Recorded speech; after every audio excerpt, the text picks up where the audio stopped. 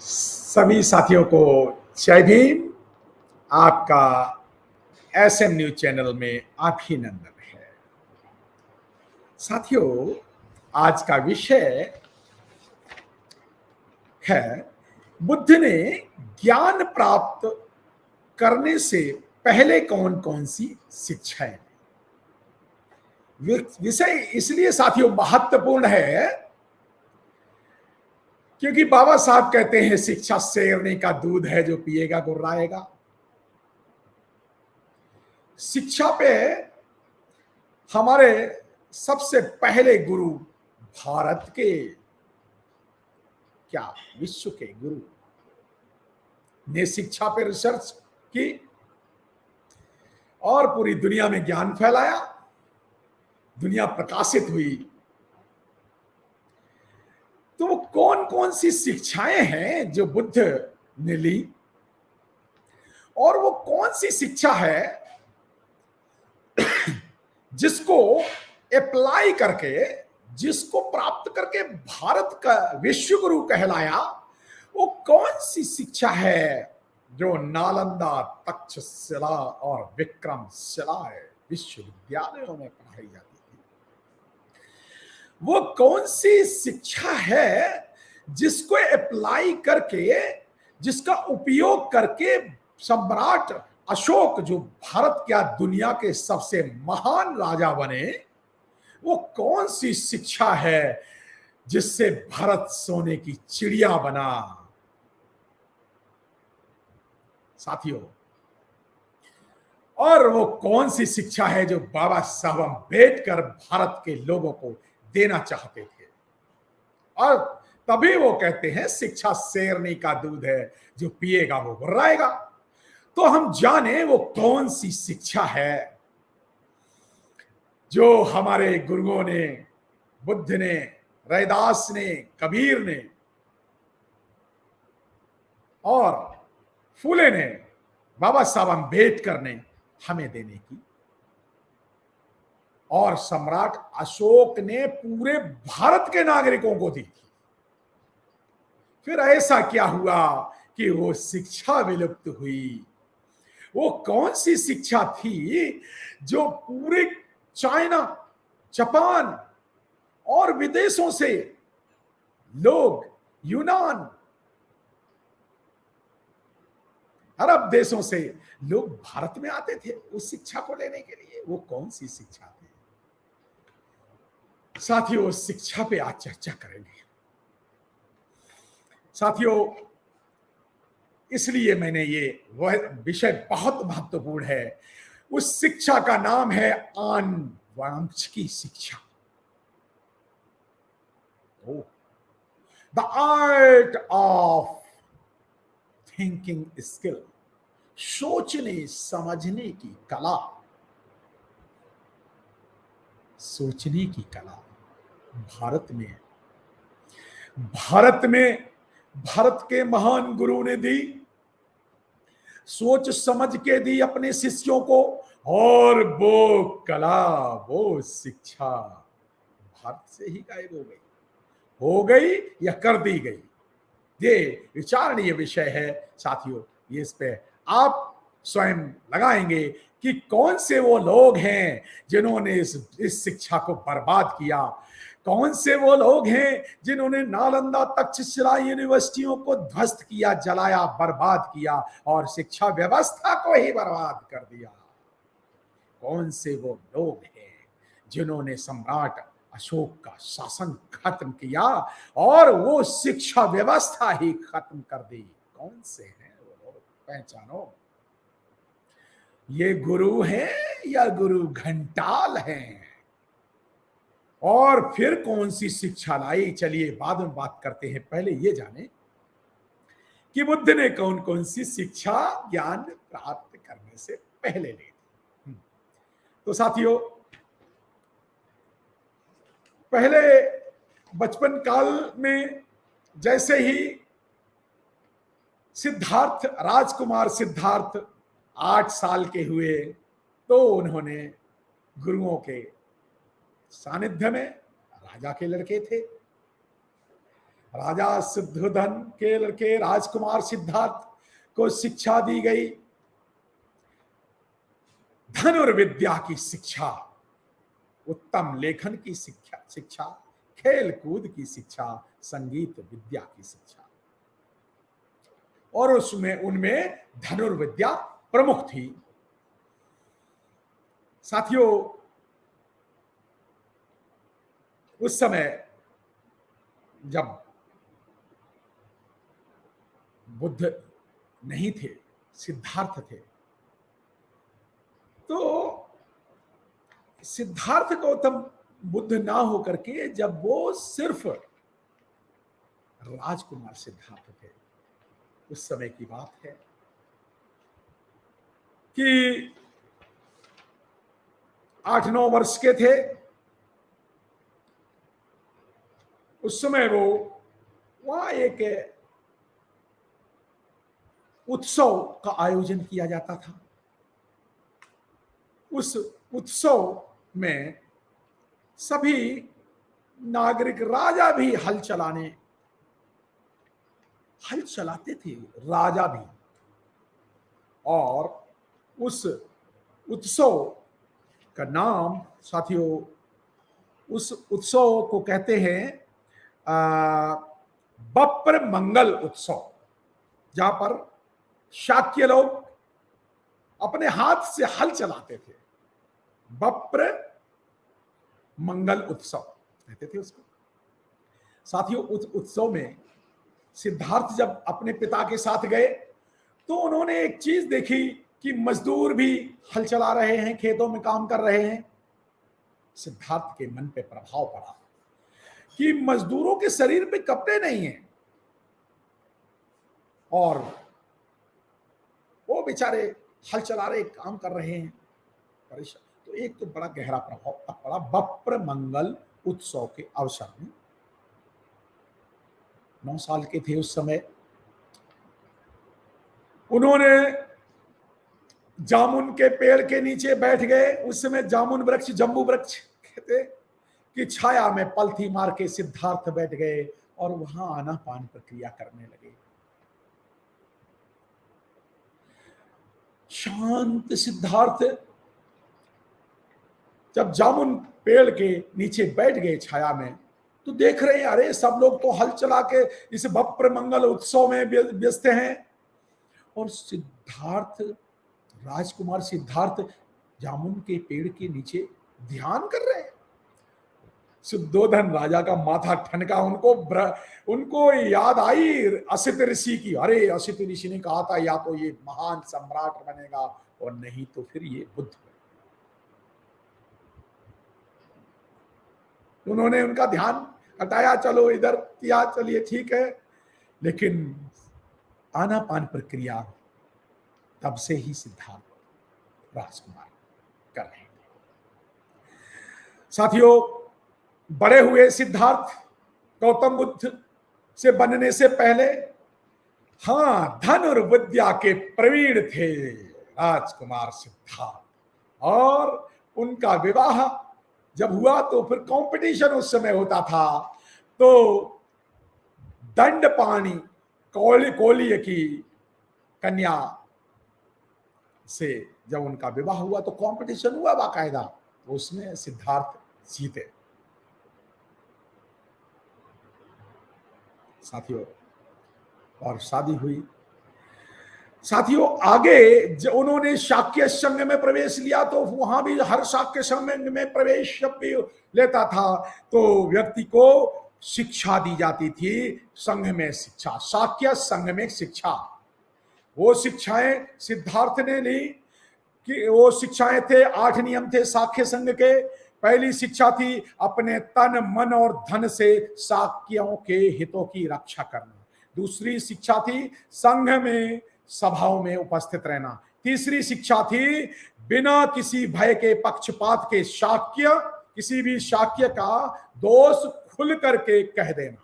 चौथी शिक्षा थी दोषारोपण होने पर क्रोधित ना होना, दोष होने पर अपने दोष को स्वीकार करना, और निर्दोष होने पर वैसा कहना। पांचवी शिक्षा होती थी व्यभिचार ना करना, छठवीं शिक्षा होती थी किसी की हत्या ना करना, सातवीं शिक्षा होती थी चोरी ना करना, और आठवीं शिक्षा होती थी झूठी गवाही ना देना। ये उस समय के शाक्य संघ में दीक्षित होने पर सिद्धार्थ ने ये शिक्षा ली, और शाक्य संघ में ये शिक्षा उस समय दी जाती थी। 8 शिक्षाएं थी जो 20 वर्ष की आयु में सिद्धार्थ ने ली। साथियों, बाद में शादी हुई, पुत्र पैदा हुआ, और वो सब आप कहानी जानते हैं। आज शिक्षा की बात हो रही है, तो साथियों आगे बढ़ते हैं। राज सिद्धार्थ ने का महा अभिनिष्क्रमण हुआ, घर छोड़ा सिद्धार्थ ने, और फिर वो आगे बढ़े। कहां जाते हैं सिद्धार्थ? भृगु के आश्रम। भृगु के आश्रम से पहले शिक्षा, सबसे पहले शिक्षक थे आचार्य सब्बमित्र। सिद्धार्थ के शिक्षक थे, पहले शिक्षक थे आचार्य सब्बमित्र। फिर उन्होंने आचार्य भारद्वाज से शिक्षा ली। आचार्य भारद्वाज से शिक्षा लेते हैं आचार्य पतंजलि, और उस समय के जो थे उनका नाम आगे जाते हैं तो पहुंचते हैं भृगु के आश्रम। भृगु के आश्रम, वहां 3 माह तक शिक्षा ली। जब वहां पर भृगु ने कहा अब आगे और बताओ, जब सिद्धार्थ ने कहा आगे और बताओ, वो कहते हम तो इतना ही जानते, वहां के छोड़ के 3 माह बाद चल देते आगे। आगे जाते हैं अलार कलाम के पास, योगाचार्य, उस समय के योगाचार्य अलार कलाम के पास, अलार कलाम के पास शिक्षा लेने जाते हैं, और वहां से सांख्य परंपरा में शिक्षा लेते हैं, जहां से राग द्वेष और 7 तरह के ध्यान लेते हैं, 7 तरह के ध्यान सीखते हैं। साथियों, उसको उस विद्याएं कौन कौन सी, उस पे मैं थोड़ा और फोकस करता हूं। उसके बाद जब वहां देखते हैं कि अब और आगे बताइए, वो कहते हैं बस हमें इतना ही आता है। सांख्य परंपरा में राग द्वेष से आगे जब वो देखते हैं कि समस्या का तो हल नहीं हुआ, तो फिर वहां अलार कलाम का आश्रम छोड़ करके चले जाते हैं उद्दक रामपुत्र के आश्रम में। उद्दक रामपुत्र के आश्रम में जाते हैं, वहां 8वां ध्यान सीखते हैं। वहां सीखते हैं चेतना का वो स्तर सीखते हैं जहां पर भाव बोध और भाव बोधहीनता जहां मनुष्य कंट्रोल कर लेता, उस चेतना की अवस्था को प्राप्त करते हैं सिद्धार्थ गौतम बुद्ध।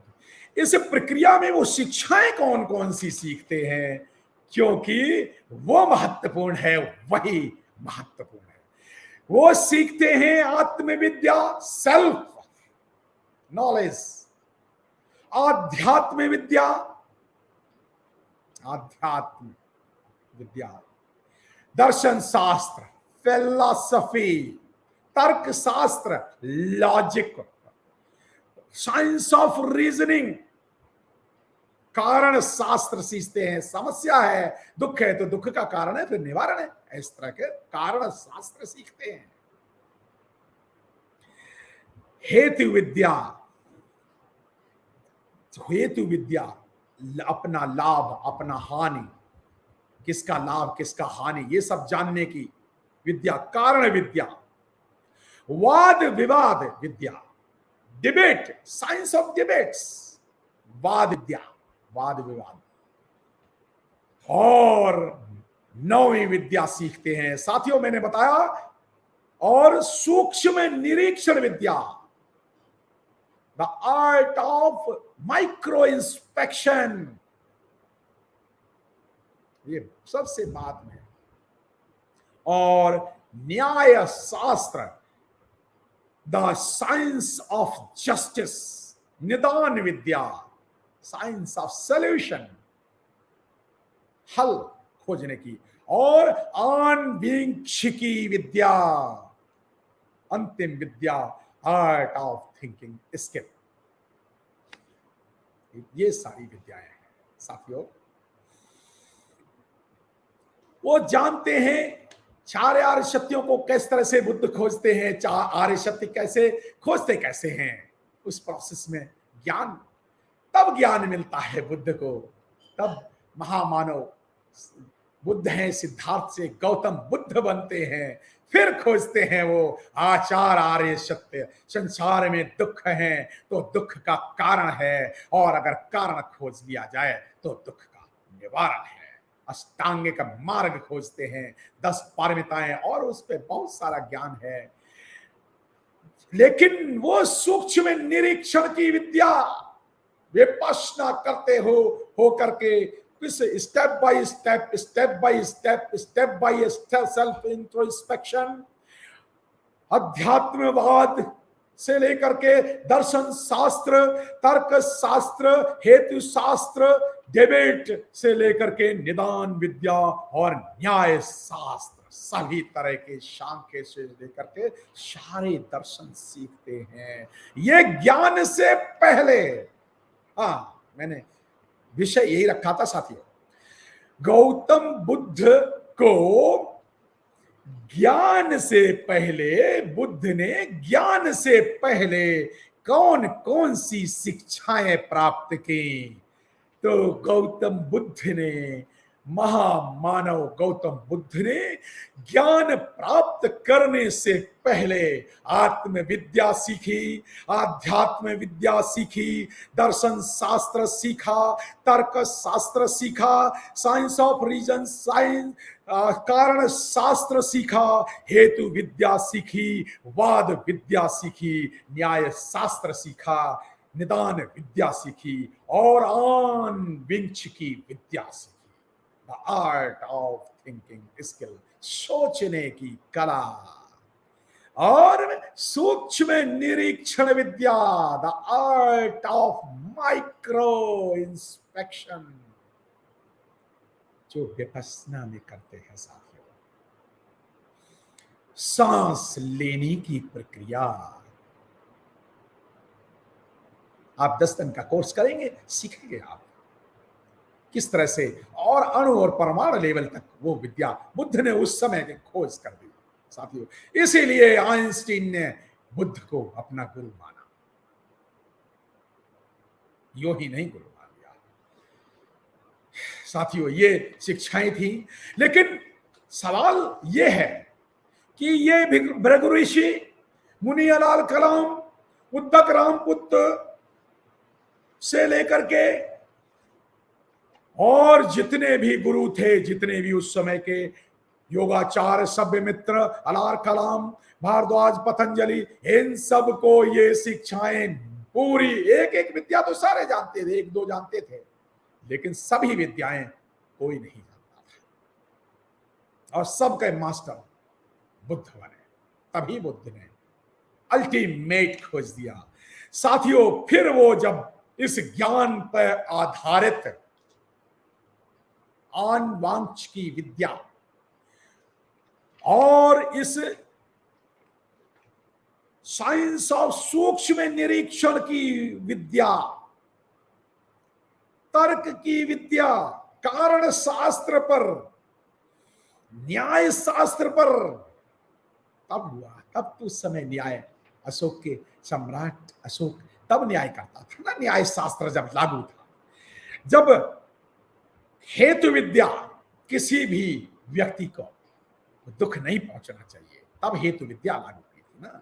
तब साइंस ऑफ रीजनिंग, कारण और निवारण, तब बुद्ध ने सारे दुख के कारण तब अप्लाई किया ना अशोक ने, तभी तो रोड बनवाए, ग्रांट, और ये इतने बड़े बड़े रोड जो बने उस समय। और तब उस समय जानते हो कितने बड़े अस्पताल बनाए, चिड़ियों तक के लिए बनाए अस्पताल बुद्ध ने, 84,000 जो बुद्ध ने, जो उस समय जानते हो ये बुद्ध विहार शिक्षा के केंद्र हुआ करते थे। मैं उस शिक्षा की बात कर रहा हूं। तब नालंदा और तक्षशिला जैसी 13 यूनिवर्सिटियां थी, विश्व प्रसिद्ध यूनिवर्सिटियां थी वहां ये विद्याएं, ये सूक्ष्म निरीक्षण विद्या, ये आत्म विद्या, आध्यात्मिक विद्या, दर्शन शास्त्र, फिलॉसफी की विद्या, तर्क शास्त्र, लॉजिकल रीजनिंग की विद्या, साइंस और कारण शास्त्र और न्याय शास्त्र, वाद विवाद, ये सारी विद्या, निदान विद्या, जस्टिस, हल, न्याय शास्त्र और निदान विद्या, और वहां न्याय, तब वो न्याय होता है कि राजकुमार सिद्धार्थ, उस समय देखिए ना कितना जबरदस्त न्याय, अशोक, सम्राट अशोक के समय में, वो कहां खो गया, वो कहां वो विद्या खो गई, कहां वो तक्षशिला नालंदा विश्वविद्यालय, किन इन ब्राह्मणवादी मनवादी व्यवस्था के लोगों ने तक्षशिला नालंदा विश्वविद्यालय में आग लगा दी, 6 महीने जलता रहा, कोई बचाने वाला नहीं था। क्योंकि वो विद्या मनुवाद ने खत्म की, मनुवादियों ने खत्म की। यहां पर पुष्यमित्र शुंग का शासन आया। सम्राट अशोक के 10वें राजा बृहदत्त का कत्ल करके पुष्यमित्र शुंग ने जब शासन स्थापित हुआ, तो मनुवादियों ने मनुस्मृति लगा करके ब्राह्मण, अकेले ब्राह्मण को शिक्षा, बाकी क्षत्रिय को भी सिर्फ तलवार चलाने की शिक्षा, लड़ने की शिक्षा, बाकी कोई शिक्षा नहीं, क्षत्रियों से भी शिक्षा का अधिकार छीन लिया। और जो वैश्यों को सिर्फ व्यापार की शिक्षा, बाकी सारी वैश्य भी कोई शिक्षा नहीं सीख सकते थे, और शूद्रों को शिक्षा पढ़ने का अधिकार ही नहीं था। सारी शिक्षा व्यवस्था का सत्यानाश मनुवाद ने किया। इसलिए बाबा साहब अम्बेडकर ने मनुस्मृति चलाई। तो ये शिक्षाएं थी साथियों। विचार कौशल की विद्या, मैं उस पर थोड़ा सा अनुवांश की विद्या पे 3 मिनट में बात करना चाहूंगा साथियों। बाबा साहब अम्बेडकर ने शिक्षा शेरनी का दूध है, जो पिएगा गुर्राएगा, ऐसे ही नहीं कहा था। यह विद्या यहां से गई थाईलैंड, वर्मा में, बुद्धिस्ट कंट्री में चली गई, चीन जापान में चली गई। वहां के लोगों ने सोच विचार की कला, कौशल की कला सीखी। उन्होंने सीखी रीजनिंग के विद्या, 5W and 1H उन्होंने सीखे, अमेरिका ने सीखे। कौन, कहा, कैसे, किस लिए, कब तक, क्यों, प्रश्न करने की कला उन्होंने। आर्ट ऑफ थिंकिंग स्किल, यहां तो भारत के लोगों से 125 करोड़ लोगों को सोचने में समझने लायक ही नहीं बनाया गया। ये आर्ट ऑफ थिंकिंग स्किल को समाप्त कर दिया यहां के शासकों ने। इस आर्ट ऑफ थिंकिंग स्किल के कुछ टूल में बता देता हूं 3 मिनट में। कंसीडर ऑल फैक्टर्स, हाँ, आज जब भी कोई निर्णय लें तो सोच समझ के लें, सभी तरह की चीजों को सोचें, प्लस माइनस और इंटरेस्टिंग। अच्छा बुरा तो ठीक है, लेकिन एक मजा आ गया, तो मजा आ गया वाला तो भाई पढ़ाया ही नहीं जाता। ये पढ़ाया जाता अच्छा है बुरा है, ये मजा आ गया वाला तो पढ़ाया ही नहीं जाता। PMI प्लस माइनस इंटरेस्टिंग, दूसरी बात। चलिए, कैफ, कंसीडर ऑल फैक्टर, तीसरा टूल देता हूं। OPV, अदर पीपल्स व्यू, दूसरे लोग क्या सोचते हैं। मैंने सोचा कि, अरे तुमने तो सोचा, लेकिन तुमने गंदा सोचा। सिर्फ भगवान भला नहीं करने वाला, सोचो कि तुम्हारा भला कौन करेगा। मैंने सोचा कि, और जो सोचा वो गलत था ना, सही सोचा। अच्छा बुरा और इंटरेस्टिंग, हाँ। और बताता हूं, parallel thinking, first in priority. अरे भाई 5 चीजें हैं, तो कौन सा आपकी प्रायोरिटी क्या है। बच्चों की प्रायोरिटी, पहले बच्चों को शिक्षा देंगे या भगवान के भजन के लिए भेज देंगे कांवड़ यात्रा में। आपकी प्रायोरिटी क्या है, कि बच्चों को का जीवन बनाना या धर्म का काम करना। आपकी प्रायोरिटी बच्चों का जीवन बनाना होना चाहिए, फर्स्ट इन प्रायोरिटी। एगो, एम्स, गोल्स, ऑब्जेक्टिव। उद्देश्य अलग चीज है। एम उद्देश्य होता है, गोल एक मंजिल होती है। एम, गोल और ऑब्जेक्टिव 3 अलग अलग चीजें हैं साथियों। फुटबॉल के गेम से सिखाता हूं आपको। फुटबॉल का गेम देखा है, गोल होता है। देखो एम क्या हुआ फुटबॉल के मैच में, एम है जीतना, वो हो गया एम।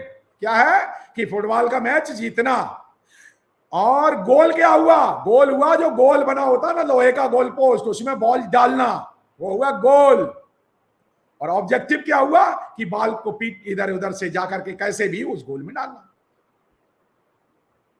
एम, गोल, ऑब्जेक्टिव, सीखो ना। ये है सोचने की कला, आनविंच की सूक्ष्म निरीक्षण, छोटी छोटी सी बात से लेके बड़ी बातें सोचो साथियों। शॉर्ट एनालिसिस, अपनी ताकत को पहचानो, अपनी कमजोरियों को पहचानो।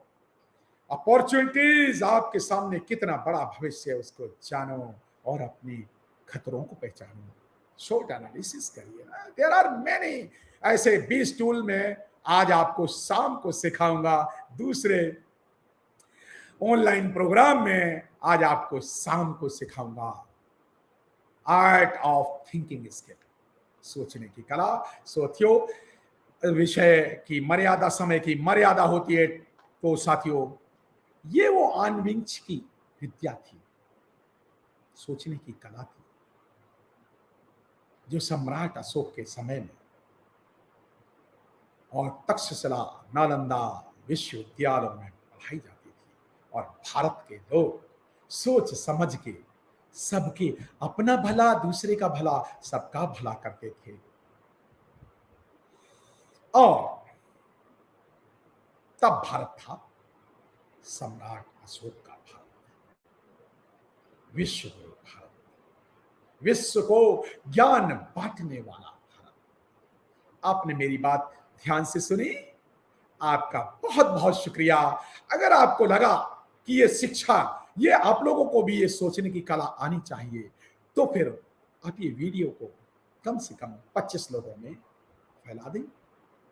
मैं 25 में क्यों, 100 लोगों को भेजो ना, ताकि भारत के 135 करोड़ लोग सोच समझ वाले बने ना, और वो डिमांड करें, सरकारों से डिमांड करें कि हमें जो शिक्षा की, अब ये विषय बदलो, हमें अब सोचने समझने की कला सिखाओ, हमें आर्ट ऑफ थिंकिंग स्किल सिखाओ। ये सरकारों से मांग होनी चाहिए कि हमारे बच्चों को सोचने समझने वाला बनाओ, हमें सभ्य नागरिक बनाओ, हमें भारत का सम्राट अशोक के सपनों का भारत बनाना है, हमें बाबा साहब के सपनों का प्रबुद्ध भारत बनाना है, हमें मान्यवर काशीराम साहब के सपने सम्राट अशोक का भारत बनाना है, और वैसी ही शिक्षा प्रणाली लागू करनी है। अगर अच्छा लगे तो इस वीडियो को भेज दें। आपने मेरी बात सुनी, आपका बहुत बहुत शुक्रिया। जय भीम। SM न्यूज चैनल का भी शुक्रिया। जय भारत।